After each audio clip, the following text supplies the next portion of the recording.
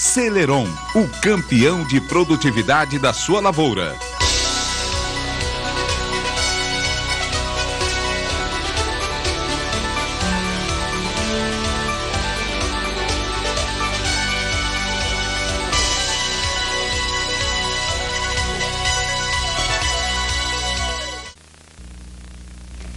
Hoje nós estamos falando sobre licenciamento ambiental com a engenheira agrônoma Pamela Magalhães. E se você quiser mais informações sobre esse assunto, anote os contatos.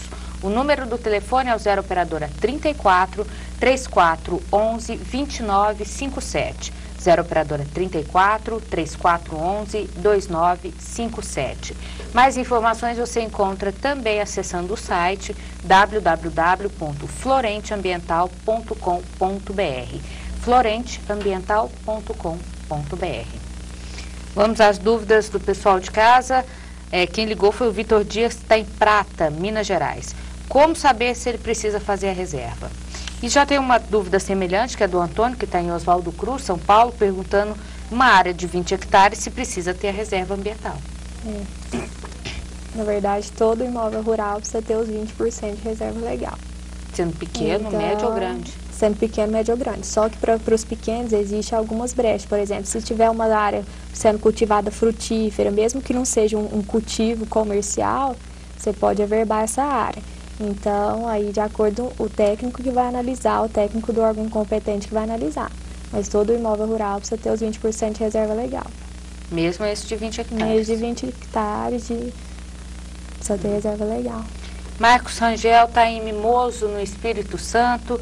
Ele tem 4,5 hectares de terra, tudo em café, e nessa mesma área tem 2 casas residenciais. Ele precisa fazer reserva? Então, imóvel rural precisa ter reserva. Só que existem essas brechas que eu estou falando. Às vezes o café dele pode ser averbado 20%. Ah, o café? A própria cultura? A própria cultura, isso que eu estou falando. Às vezes tem frutífero, alguma coisa, mesmo que não seja um plantio convencional, com linhas, pode ser averbado. Então, só que aí quem vai analisar é o órgão. Aí vai depender do estado, como a gente isso, falou vai no depender do programa? Estado, isso. Tem estado que pode, tem estado que não pode. E vai depender da cultura? Isso, isso. O que o produtor, por exemplo, o Antônio, o Vitor, o Marcos, dúvidas semelhantes, ele deve procurar que órgão? No caso do estado de São Paulo, tem que procurar o DPRM. No estado de Minas Gerais, o IEF. Então, só que eles estão unificando, igual o DPRM está junto com a CETESB. Eles podem encontrar no site os endereços de qual que pertence à regional da cidade deles para por telefone, pegar o telefone. Ou então e no sindicato rural? Sindicato rural pode ser. Sindicato rural porque tem muitos que não têm acesso à internet. Pode ser, sindicato rural pode ser. Mesmo se eles não souberem, dependendo do tamanho da cidade, eles têm como indicar ou procurar, tem mais acesso. Pode ser o sindicato rural. Agora o Márcio Eiras está em Barretos, aqui no estado de São Paulo. Ele quer saber quais os tipos de árvore para poder fazer a reserva ser aproveitada de um modo sustentável. Então, a seringueira é uma cultura que eu tenho projeto aprovado com ela, já está em campo, sendo executado.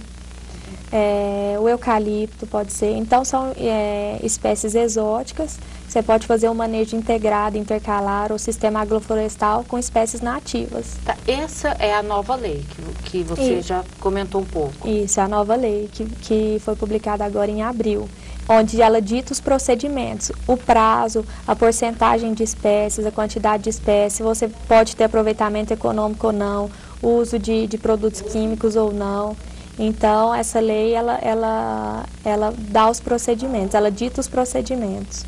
Bom, aí tem uma foto mostrando um projeto que vocês fizeram, utilizando como exemplo, aí a seringueira? Isso, aí a seringueira era uma área de pastagem, toda essa propriedade, mais de 80% ela estava sendo utilizada com cana.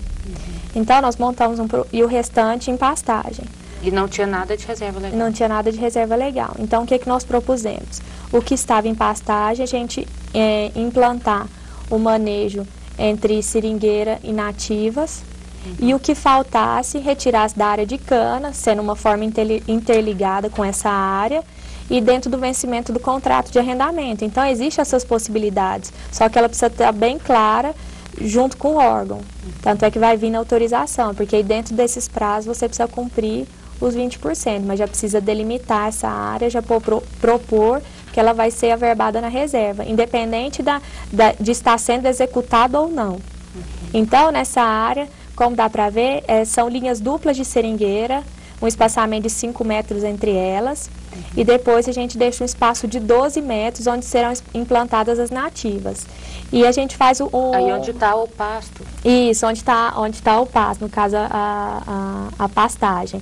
Então a gente movimenta minimamente o solo para proteger, só faz a conservação mesmo, curva de nível, e depois só a coroa e manutenção. No caso, você vai fazer só a interferência entre as linhas duplas de seringueira. E as nativas você vai fazer manutenção de 2 anos. E depois você vai deixar regenerar naturalmente. As nativas são as espécies da região. Isso, as espécies nativas da região. Mas aí por isso que tem que procurar um agrônomo também. Precisa procurar um agrônomo e tem que respeitar essa. Precisa respeitar, e essas propostas, tanto das espécies, precisam ser apresentadas para o órgão. Tudo é mediante aprovação do órgão do Estado. Bom, aí aquela seringueira vai crescer. E ele vai poder manejar a seringueira. E você vai explorar ela enquanto der. Você vai explorar ela durante 30, 35 anos, o quanto der. Depois você pode retirar ela da área e vai deixar regenerar naturalmente. Você não vai poder implantar ela novamente. Você já explorou, você retira ela da área e deixa ela regenerar, porque aquela área vai ficar reserva. Mas você pode ter exploração econômica na área. E depois, vamos pensar a longo prazo. Explorou a seringueira até o final, pode retirar? Isso, pode retirar a madeira. Porque as nativas já vai... Isso, as nativas vão ser implantadas, vão estar regenerando, porque na verdade a seringueira vai fazer o papel de exótica. Ela vai fazer o papel, na verdade ela é exótica, desculpa, vai fazer o papel de pioneira.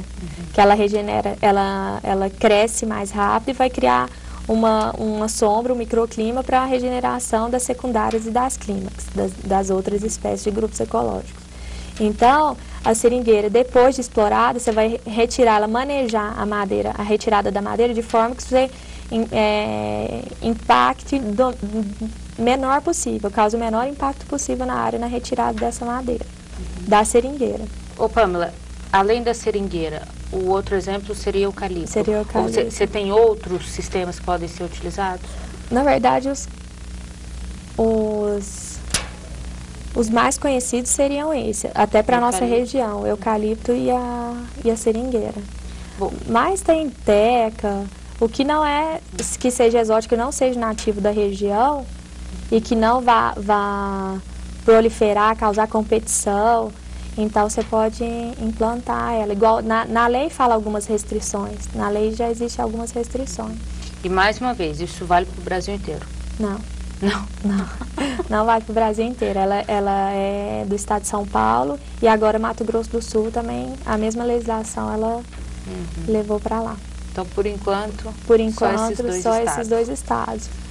Olha, tem mais uma pergunta agora do Júnior, que está em Major Prado, São Paulo. Ele tem 2 represas que estouraram e ele precisa reformar porque abriu uma erosão no meio. Mas para isso ele precisa fazer uma reserva de 20% da área, o que é impossível lá, ele diz. Então ele pergunta, e ele ainda está sem água, para piorar tudo. Ele pergunta, a quem eu devo recorrer? Na verdade ele precisa ter reserva legal porque ele vai precisar montar um processo junto com o DPRN para fazer intervenção na área de preservação permanente para reformar essa represa. E todo o processo de intervenção, uma das exigências é a reserva legal. E não tem como fugir dela. É o procedimento. Só se ele fizer ilegal, aí ele vai ser autuado. Então, a opção não tem como. O procedimento é esse, a legislação é essa. Ó, tem mais um caso aqui do Laércio Juqueira, que está em Pindamonhangaba, São Paulo. Ele tem uma área no centro da cidade de 11 mil metros, com 2 córregos. O esgoto está tubulado, menos no terreno dele. Ele não pode vender, não pode construir, não pode fazer nada. E ali está uma vida inteira de trabalho, segundo ele. O que eu posso fazer nesse caso? Ele precisa de ajuda, deixou inclusive o telefone. Tá? Ele pode procurar, porque na verdade ele precisa, se ele não pode fazer pela tubulação... não está no meio da cidade? Está no meio da cidade, então ele precisa ser ressarcido por essa área, porque se ele não pode fazer, bom, depende muito, é um caso muito específico, precisa ver o município, se existe plano diretor, alguma coisa para ser seguido ou não, se essa tubulação, se a empresa que passa é terceirizada ou não, essa empresa, eu não sei se é o Estado de São Paulo, né? Então, se é do DAE ou se é da própria prefeitura, então é um caso específico. Eu posso entrar em contato para ver o que a gente pode resolver e orientá-lo da melhor forma. Bom, a gente sabe que essas questões ambientais, hoje em dia, elas estão servindo até como barreiras não tarifárias, né? Falando da carne brasileira, fala que a gente está desmatando a Amazônia para produzir carne, então tem vários assuntos ligados a isso, Pâmela. Então, hoje, qualquer pessoa que vá iniciar um projeto de agricultura, um projeto de pecuária, é melhor que antes procure uma orientação. Quem for comprar uma fazenda também, quais são as dicas que você daria para quem vai implantar um projeto agropecuário ou quem vai adquirir uma terra e tem que estar hoje, sabe que pode inviabilizar um projeto, se tiver, não cumprir as leis ambientais, né?